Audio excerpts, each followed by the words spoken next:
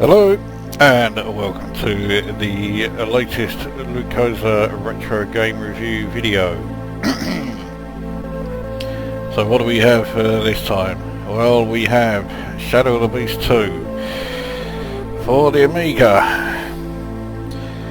Now, I've already done the first Shadow of the Beast game, although it was the Commodore 64 version.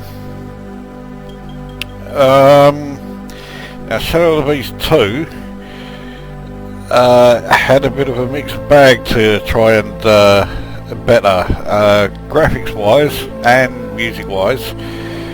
Shadow of the Beast was superb. Gameplay wise it was pretty crap, largely because it was ridiculously hard and there really wasn't an awful lot to do. So, could Shadow of the Beast 2 better it? Well, in terms of music, I think it did a great job. I really like this title page music, even though it is a very simple loop that doesn't last very long. I think it's suitably atmospheric. Graphics wise, well, we'll start a game and hopefully get the chance to show you when it eventually lets me actually start it. Oh, okay, I have started it, it's loading.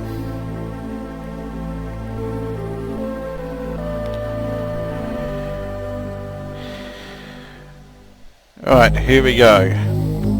Now, there is rather more to do in this one, and also you'll notice that when you fire, he's no longer just punching.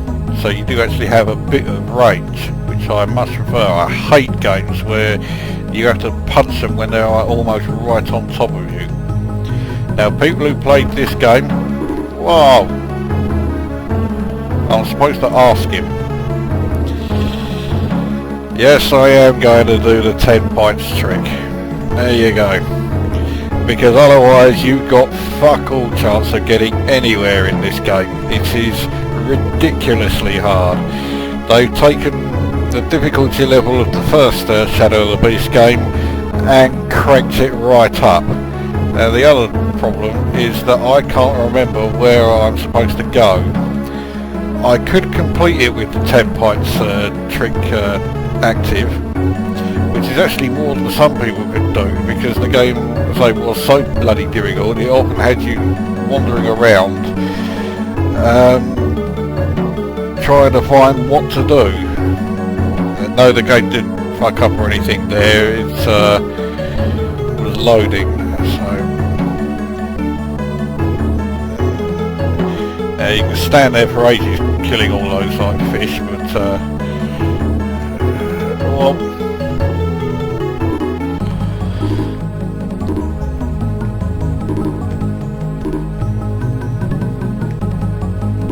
it's supposed to. Oops. Not supposed to have killed that bloke, I think. Oh well. I don't know what happens if I jump down here. Okay.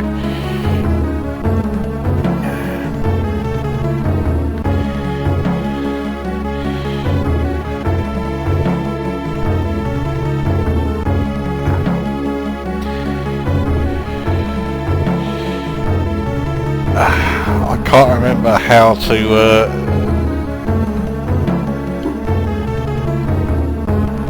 well, I'm not supposed to land in the acid, and now I can't get back up again. So I'm really making one almighty fuck up for this, especially as I'm now at a dead end. So right,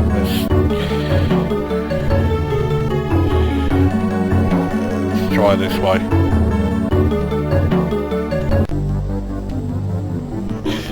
This bloke would have been pretty tough to beat if I didn't have the cheat mode on.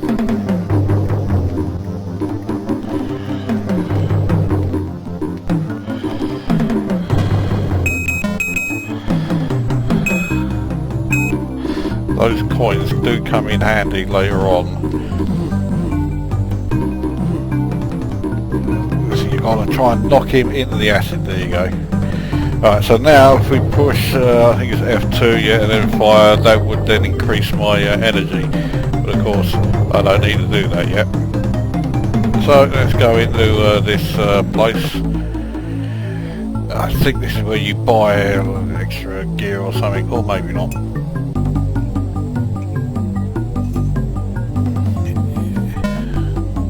I know you need that later on. I can't for the life of me remember where. I think it's when you get captured.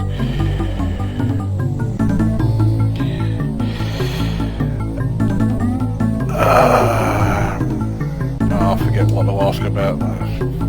Leave into it. Don't seem to be able to do anything else while I'm here.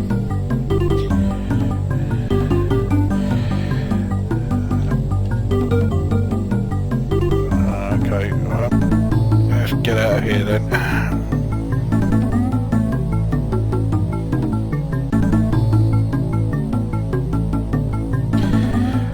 So in terms of gameplay, yes, it is ridiculously hard. Unfortunately, they did do that, but they've given you a lot more to do than you did in the first game. You have the different weapons. You have to actually interact with other characters and that you come across. It's not just a case of as soon as you see them, try and hit them. I mean, okay, there are a fair few where you have to do that. Now, as I say, I think I'm already at a point where I can't actually complete the game because that rope has been cut in order to get out of here. Oh, fucking hell, I can't remember the password. Fuck knows.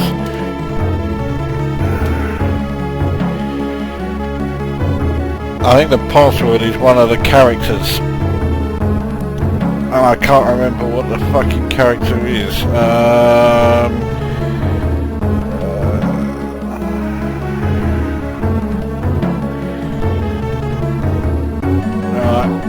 I'll tell you what, let's see if that bloke back there, let's see if he knew it.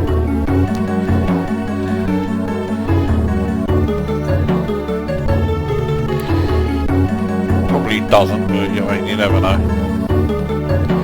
I didn't even remember there was a bloody stage where you had to whisper the password. And then again, it has been a hell of a long time since I played this because of the difficulty level. It's rather unfortunate that by the time Psygnosis got it right in terms of in terms of getting the gameplay, the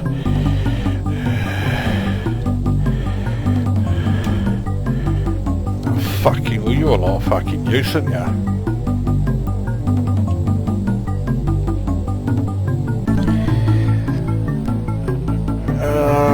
Let's see if he'll do anything with this.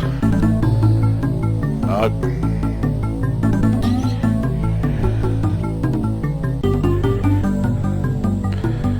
Oh, well, can I go in here? No. No. I seem to have got myself stuck. So maybe coming this way wasn't such a great idea. Yeah, I can't get through there. Anyway, as I was saying, by the time Shadow of the Beast 3 came along, they got the balance just right with everything. They got the gameplay right, the difficulty level right, the challenge insofar as what you have to do with each level right. There were quite a few puzzle based sections with that one. Unfortunately, everybody had pretty much had a gutful of the Shadow of the Beast series by then. The first two had been stupidly hard, and people were just saying, I'm not going to waste, bloody 30 quid buying another one if it's just going to be more of the same. And I can't say I blame them for thinking that, but it's not more of the same. Well, at least Shadow of the Beast 3 wasn't more of the same. Shadow of the Beast 3, they got it right.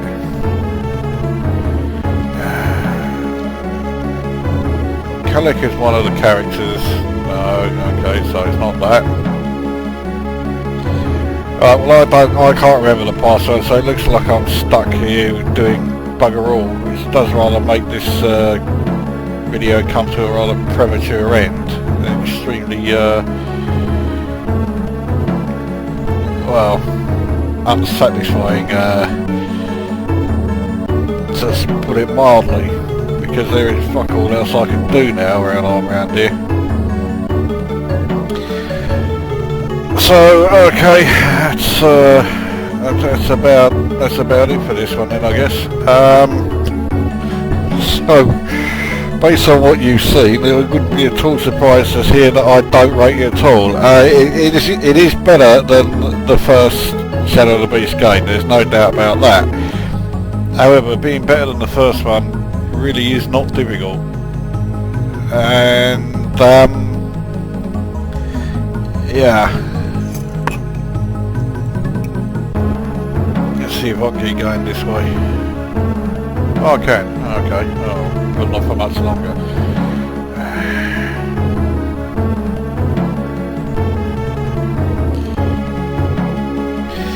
So there you go. Graphics wise, it's not quite as good as the first one. The parallax scrolling is nowhere near as impressive because it's only really like 2-layer. So yeah, graphically it's slightly less impressive. Gameplay is better because there's more variety, and sound I think is as good as the first one. I think the music is great in this one. Do I think it's better than David Whittaker's soundtrack for the first? Yeah, actually I think it is. And